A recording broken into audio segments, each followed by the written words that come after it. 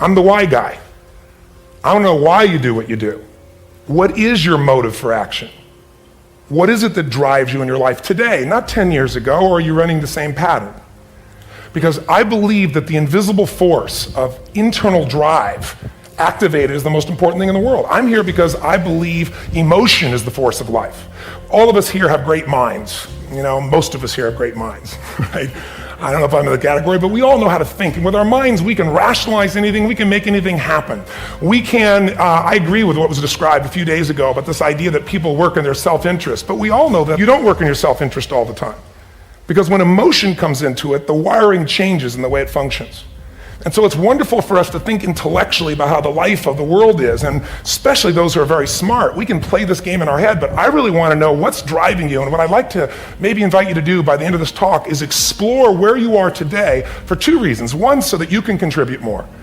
And two, so that hopefully we can not just understand other people more, but maybe appreciate them more and create the kinds of connections that can stop some of the challenges that we face in our society today. They're only going to get magnified by the very technology that's connecting us, because it's making us intersect. And that intersection doesn't always create the view of everybody now understands everybody and everybody appreciates everybody.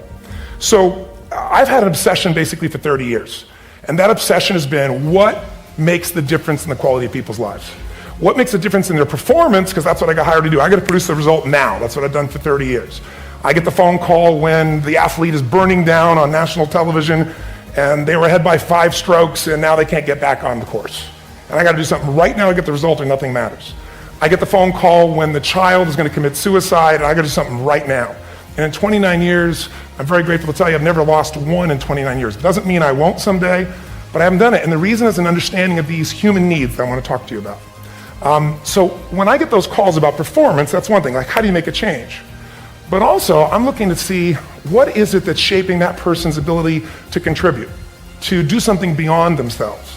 So maybe the real question is, you know, I look at life and say there's 2 master lessons. One is there's the science of achievement, which almost everyone in this room has mastered to an amazing extent. That's how do you take the invisible and make it visible, right? How do you take what you dream about and make it happen, whether it be your business, your contribution to society, money, whatever it is for you, your body, your family. But the other lesson of life that is rarely mastered is the art of fulfillment. Because science is easy, right? We know the rules, you write the code, you follow those, and you get the result. Once you know the game, you just, you up the ante, don't you? But when it comes to fulfillment, that's an art. And the reason is it's about appreciation and it's about contribution. You can only feel so much by yourself.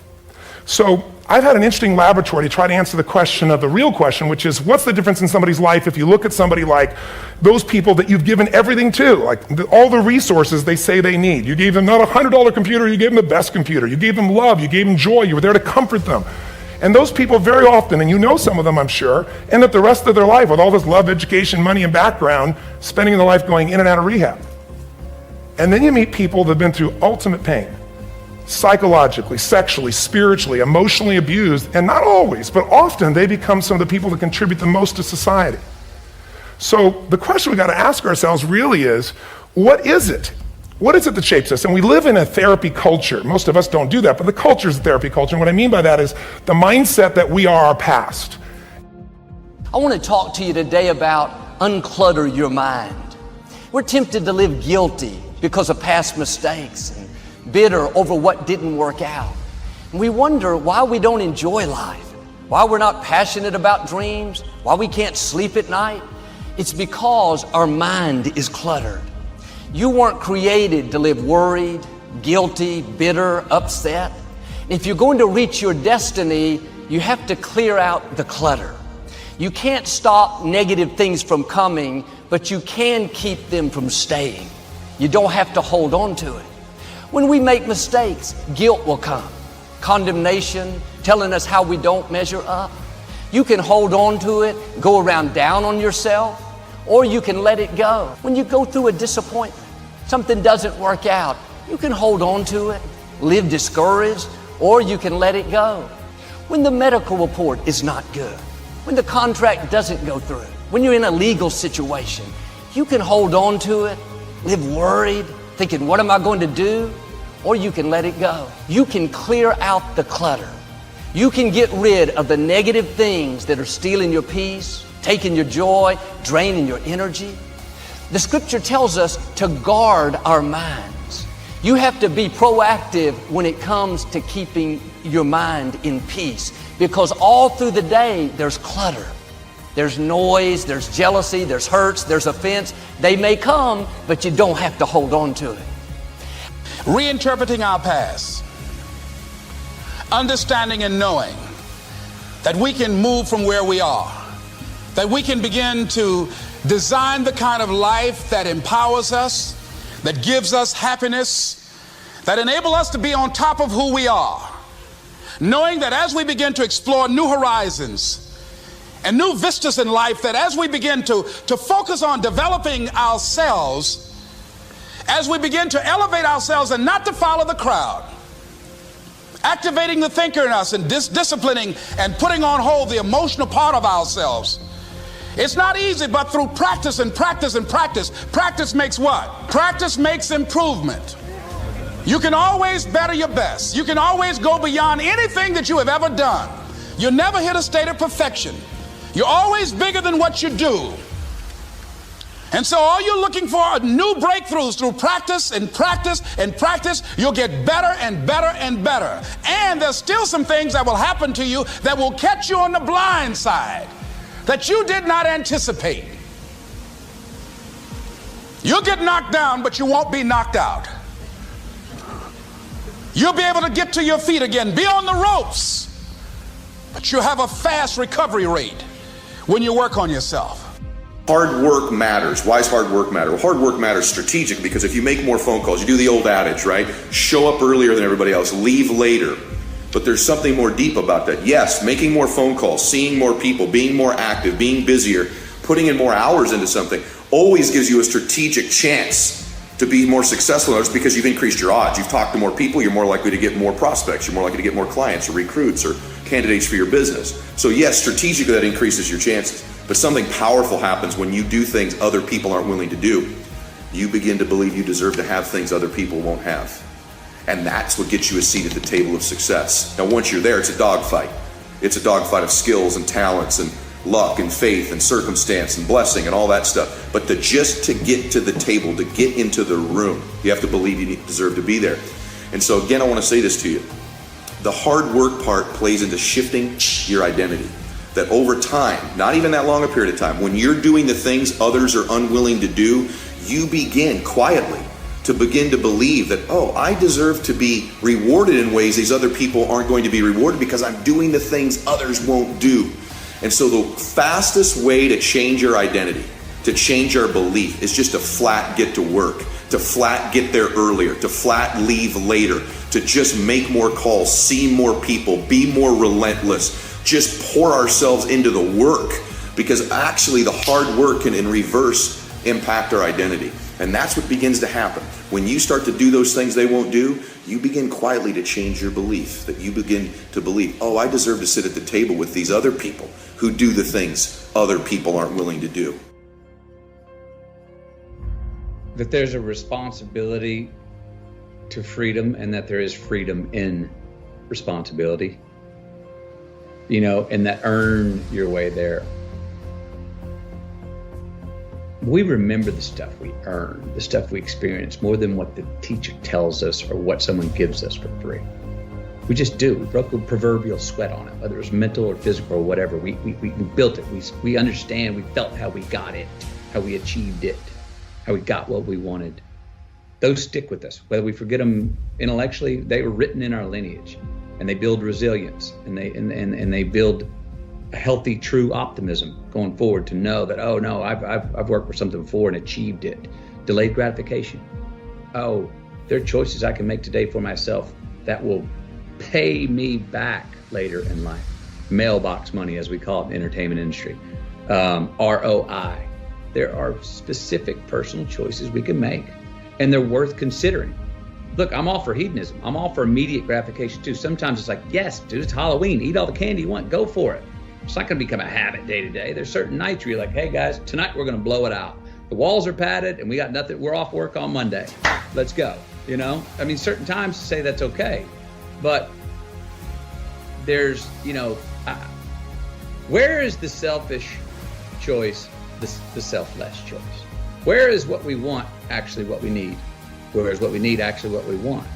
Where's the best choice for me, the best choice for we? Where's the best choice for we, the best choice for me? That's the place, I believe. Talk about honey holes. That's the real place to go forward in trying to find.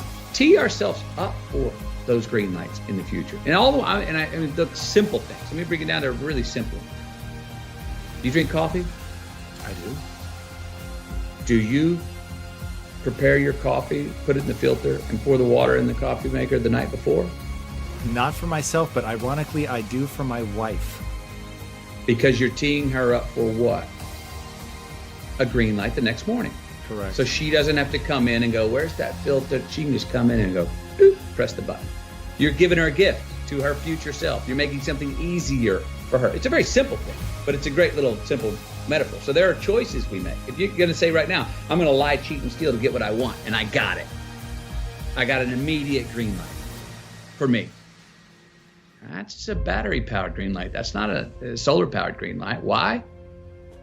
Because now, everywhere I go, I got to look over my shoulder to see if someone's there that I lied, cheat, and stole from. And when I'm doing that, I'm stealing whose time? My time. Now I'm not freedom.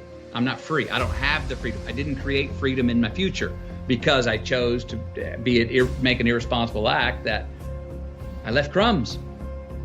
I've now got reasons to look over my shoulder. And the more things we do to create in our future that we got to look over our shoulder, the more of our most precious thing we have in our lives, time, that we're stealing from ourselves.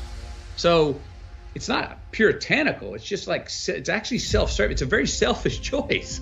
And I'm a fan of the word selfish. I've helped redefine it. But I believe that there are selfish choices we can make that are the most selfless, that there are selfless choices that we can make that are the most selfish choices. Those two are not a contradiction, and we see them that way. Responsibility of freedom and the freedom in responsibility. Life's more than just straight Saturdays with as much cake as you want to eat. It just is. You will see how long you last doing that if you really do it. You won't last that long. Responsibility is appreciation of a past. It's building of a lineage. It's investing in ourselves. It's investing in something we started to build yesterday that we want to take into tomorrow. There's a response that gives us freedom. So to actually have true freedom, we have to be responsible, more responsible for certain things, for ourselves, who we are, constantly investigating and interrogating our better selves to say, I'm going to be a little bit better at this tomorrow, knowing that we never land. There's no ta-da moment. And that is one thing I think we all got to watch, because we all are so result oriented. Oh, if I keep doing this, I'm going to get to that place of pure enlightenment. I'm going to go, ta-da, bullshit. No, you don't. Can it be a small ascension of evolution? Yes. But there's no ta-da moment. We're always chasing yet. And if we can get comfortable and understand and laugh and be ready to work hard at the fact that we're all just, if we could just say, we're all just achieving our way to the unachievable. And that's as good as it gets. And that's pretty damn awesome. That's the honey hole. It's the third time I've said that in this talk, but I love that word. This is what people need to know is like, you know, even if you've been working for 10 years on something, because you've been working on your craft for a decade as a monk and then just teaching in schools and then corporate life and then HuffPo, like you've been working behind the scenes for 10 years. It can take, you know, a few pieces of content or one piece of content that will be the thing that sets you off with momentum. You know, someone like Rachel Hollis, she spent 10 years writing books and doing events with a few hundred people max. And then one piece of content, a book, launched her. And you had these videos that they all launched. And it took you to another level. So in this book you have now coming out, it's going to be a game changer. I was just reading through it again before I got here. And I was just like, there's so much great information in this, but it's wisdom from the years of practice and years of experience. So that's what I think people need to know is like, if you're a creator, if you're someone who's got a gift inside, all it takes is one piece of content for you to really pop. So just keep creating. And that's what you've done beautifully. You keep showing up. Man.